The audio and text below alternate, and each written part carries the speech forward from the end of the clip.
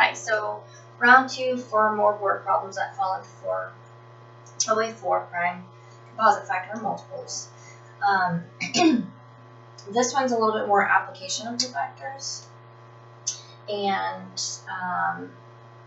along with this one as well. I like these two types of problems because if they truly understand factors, then this is where it's going to come through. So a number has 2, 3, and 7 as some of its factors. Which number could it be? So first, we're going to pay attention to that its factors, okay?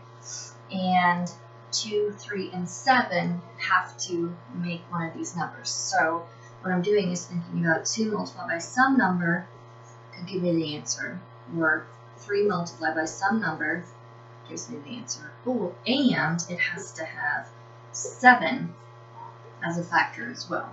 So one of these answers is going to fit into here. I also like this one because of the 7. 2, 3, and 7 are prime numbers. But it's really easy just to kind of pay attention to these two over here and then forget that you have the 7. And these answers are a little bit bigger than sometimes what kids feel comfortable with when they're trying to dissect and analyze for factors and multiples. So again, it's all about strategy. We understand that one of these numbers has to have 2, 3, and 7 as one, or excuse me, some of its factors. So what I would do, and it's totally preference. Some kids may want to go after that 7 since it's a higher number and they can eliminate based on that. Some kids might want to go after 2 and 3 first. Specifically the 2, because if it's not even, then 2 won't be a factor. So I'm looking at 84. I'm going to put a little check because 2 will go into it. 63 won't work because 2 won't work for it. 33, nope. 2 won't work for it, cross that off. And I'm just putting a little note over it so that way when I'm double checking my work, especially if we do work and we end up crossing off all of them, then I can go back and be like, okay, well, what did I think made this one wrong? I saw 2, let me double check. I know that that's right. That I should have eliminated that one, okay? So, and then we see the 4 down here, which is up here, so I know 2 works. So now I have an option. I can think about 3, which we look at the 4 and the 3, and we may assume this one doesn't have 3 as a factor, but unless I do math, I can't eliminate it. A lot of students will see the 4 and go, nope, it's not odd, it can't work. Well, 3 does have even numbered products. So I can come down here and I can think, hopefully I know my facts. If not, I list my multiples, 3, 6, 9. And when I do that, I realize 3. Oops, I wrote 2. Should have an eraser, I'm not going to have a red finger. 3 works. 3 multiplied by 8 gets me to 24. So I list that little fact, check it off. But so I'm just going to stick with this since I'm there and think about 7. A lot of students, 7 is one of those numbers that we don't always feel comfortable with. Again, list multiples. So I can think 7, 14, which would be 2, then 21, 28. When I do that, I see 24 is not a multiple of 7. So I thought this one may have been wrong because of the 4 and it's even, but I listed out and I can prove that this does not have 7 as a factor. It's mathematically impossible. It's not going to work. So I cross that off. Now, for a lot of kids, this is where that kind of conundrum or the I don't know what to do comes in, because I really thought this was wrong, but I can prove this one is wrong. So if you've eliminated and they know for a fact these cannot be answer choices, they have to trust the work that they did and they need to go with A. Oftentimes they're going to question themselves and just cross things off. They can't do that. But again, it comes back to the work. So I know this doesn't work. I'm not quite comfortable about this. I know 2 is a factor. So why don't I just divide? That's what we should be doing, just to double check. And then when they do that, they're going to feel more confident with their answer choice. So let's start with the 3 that we weren't quite sure about.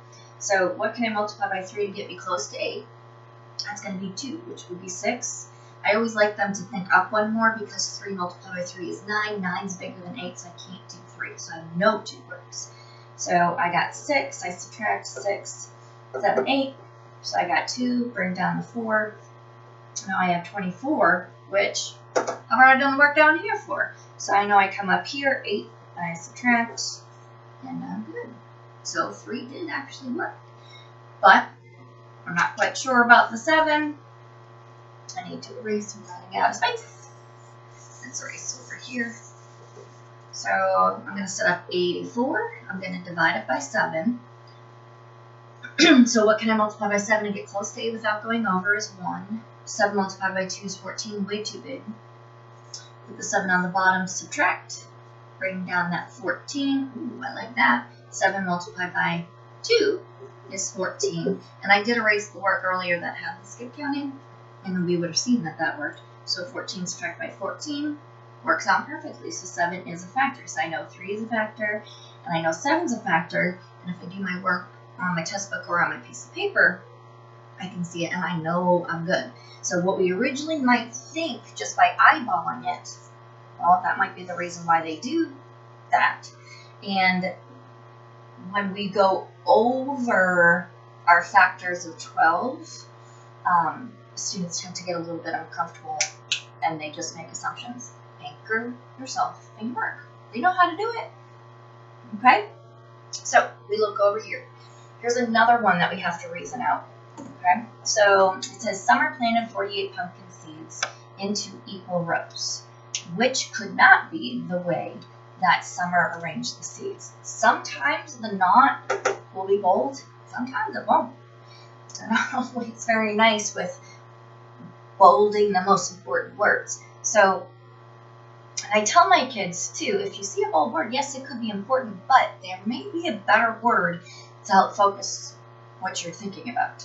So, again, sentence by sentence. So we planted 48, so that's what she planted. So that's our total. So we do have a total, which in this case is going to be our product.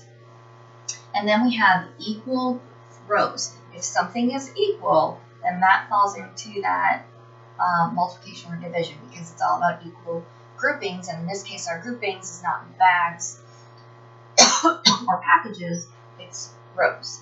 Okay? So I know I have a total equal rows, so it's got to be multiplication or division, which could not be the way that Summer arranged her seeds. So then I come down here, and I can see that what they're listing are my factors, so these numbers have to equal the product of 48. But in this case, one of them won't, which is why it's not. So if we don't stop and say, okay, this is the one where you have to think a little bit differently about it, then they're going to come in and they're going to see 6 and 8 is 48 and move on. But it's the not. So we're looking for the one that doesn't. Now, if the student misses the not, but they do the work that I would expect them to do, which is multiply each one of these and get their products over to the side, they're going to notice that there are 3 of them that are 48 and one of them isn't. Which then I tell them, you get confused, you get your little math spidey senses going off, go back to the problem and make sure you've read the problem the right way. And then oftentimes I'll catch that. So we have 6 multiplied by 8. Then, however, they might just know their facts and go after it. They might want to set it up. I'm hoping they know their facts, because if they have to set it up and skip count and do other things, it takes up time. So we know this one does equal 48. Sometimes when we get down to here, especially when it goes over the 12, like I said, they're not that comfortable, so they can just set up a little problem. So 14 multiplied by 3, especially if it's not calculator active. So 4 and 3 is 12, carry the 1. 3 and 1 is 3, plus 1 is 4. So that one's not looking like it is. So I'm going to put a little check on this side, I'm not going to circle it yet because maybe I made a mistake. I got to do the rest of them. So then we have 4 and 12, which 4 multiplied by 2 is 8, 4 multiplied by 1 is 4, so that guy works. So this guy's still looking good. And then we have 2 of 24. I don't know why I just wrote that right up there.